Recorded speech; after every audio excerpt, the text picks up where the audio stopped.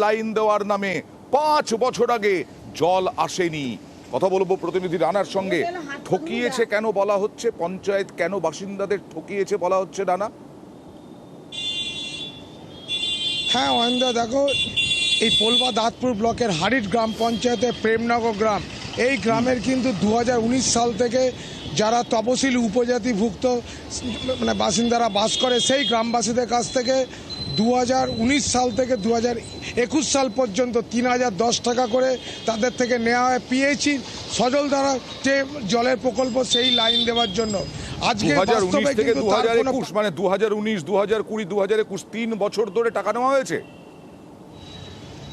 একদমই তাই অয়নদা, তাদের কাছে রীতিমতো পঞ্চায়েত থেকে তাদের মানে রসিদ কাটা হয়েছে, সেই রসিদে গ্রামবাসীদের নাম, টাকার অঙ্ক লেখা রয়েছে।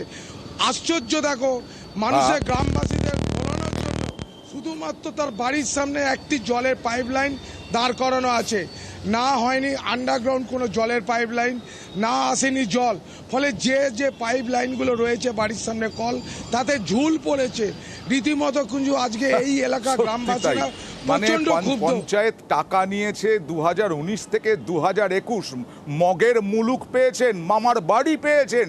দেখুন স্থানীয় বাসিন্দারা, রানা দেখাবো তুমি যেটা বললে, স্থানীয় বাসিন্দারা কি বলছেন একবার দেখাবো। ভোটের সময় ভোট নিচ্ছে কিন্তু জলের বেলা আমাদের জল দিচ্ছে না। 3000 টাকা করে প্রত্যেক বাড়ি পিছু ওই নীলমল ঘোড়াকে দেওয়া হয়েছিল। মিথ্যে প্রতিশ্রুতি দিয়েছে, নোংরা পুকুরে বাসন মাজছি, সেই নিয়ে আমাদের ছেলেপুলেদের খাওয়াচ্ছি, আমাদের ছেলেদের শরীর খারাপ হচ্ছে। আমাদের টাকা ফিরা দিতে হবে, জলের বেলায় জল আসবে না, আর 3010 টাকা করে নিয়ে রেখে দিয়েছি। মোটামুটি 700-800 ফুট দূরে দূরে টিউবওয়েল আছে, সেই টিউবওয়েলের জলও ঠিক মতো পায় না, কোন দিন ভেঙে পড়ে থাকে। রানা, নির্মল ঘোড়াকে টাকা দিয়েছিলেন, এই নির্মল ঘোড়াকে? এই নির্মল ঘোড়া যখন 2019 সালের ঠিক এই গ্রামের পাশেই হচ্ছে আমনান গ্রাম পঞ্চায়েত, সেই গ্রাম পঞ্চায়েত উপপ্রধান ছিলেন তিনি, কিন্তু আজকে কিন্তু সেই আমনান গ্রাম পঞ্চায়েতের প্রধান। তাকে যখন জিজ্ঞেস করা হয় তিনি বলেছিলেন যে এটা বোর্ড মিটিংয়ে আমাদের আলোচনা করা হয়েছে, সেইখান থেকে কিন্তু গ্রামের মানুষের কাছ থেকে টাকা নেওয়া হয়েছে, কিন্তু সেই টাকাতে তারা তো কলম পেয়েছে, পানীয় জল পায়নি। ফলে এইখানকার গ্রামবাসীরা তারা কিন্তু প্ল্যাকার্ড নিয়ে বিক্ষোভে সামিল হয়েছে। কারণ এই যে গ্রামে এই 250 থেকে 300-র উপর পরিবার বাস করে, প্রায় মানে 1200 ভোটার, তারা ঘোড়া আর বোধহয় নেই, তিনি আর বোধহয় নির্মল ঘোড়া আর ঘোড়া বোধহয় নেই, কারণ প্রধান হয়ে গেছেন সেই নির্মল ঘোড়া পঞ্চায়েত প্রধান। তিনি কি বলছেন দেখাই একটু পিসিআর। অনেক জায়গাতেই এরকম পরিস্থিতি আছে, শুধু প্রেমনগর নয়। দুটো পাম্পেরই কাজ কমপ্লিট হয়ে গেছে, কমপ্লিট মানে পাম্প পোতার কাজ হয়ে গেছে, পাইপলাইনের কাজগুলো চলছে। একটা পাম্প থেকে সর্বত্র জল দেওয়া সম্ভব হয়নি, জলটা পাবে এই দুটো পাম্প কমপ্লিট হলে জলটা পাবে। আশা করছি তো এখনো মাসখানেক লাগবে হয়তো। তখন আমাদের পঞ্চায়েত থেকে কানেকশন করা হয়েছিল, তো সেই সময় তখন এই টাকাটা নেওয়া হয়েছে।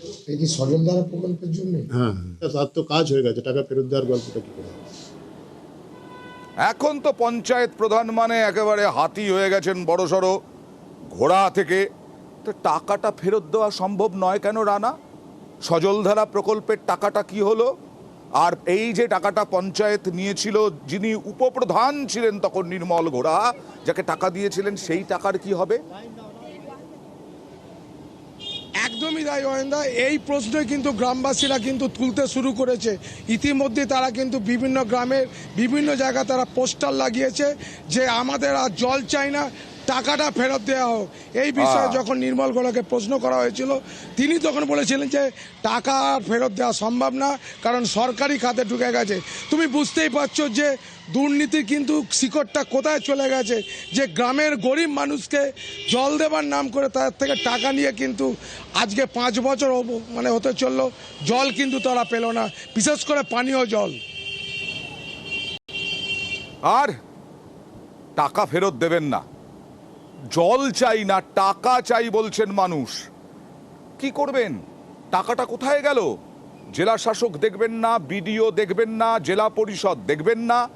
জেলা পরিষদ কি বলছেন দেখুন, অবাক কাণ্ড। নির্মল ঘোড়া কোন ওখানকার লোকেদের কাছ থেকে টাকা নিয়েছিলেন জলের লাইন দেওয়ার জন্য। এই বিষয়টা আমি তো কিছু জানি না, সুতরাং এই বিষয় নিয়ে কিছু বলতেও পারবো। তারা রসিদ দেখাচ্ছে যে তখন নির্মল ঘোড়া আমার তো পয়সা এই দিয়েছিল। বিষয়টা আমি জানিও না, আমার গোচরেও নেই। জল দেয়নি, জল পঞ্চায়েতের দায়িত্বটা সেটার জায়গায় আমার ভূমিকা আছে, সেটা আমি চেষ্টা করবো। কি রসিদ মসিদ আমি যাবো না, তারা জল পাচ্ছে না, আর আমার লক্ষ্য ছিল মানুষের পানীয় জল মানুষের বাড়িতে পৌঁছে দেওয়া। সে বিষয়ে আমাকে জানালে আমি অবশ্যই ব্যবস্থা নেব। নির্মল ঘোড়া টাকা নিলেন,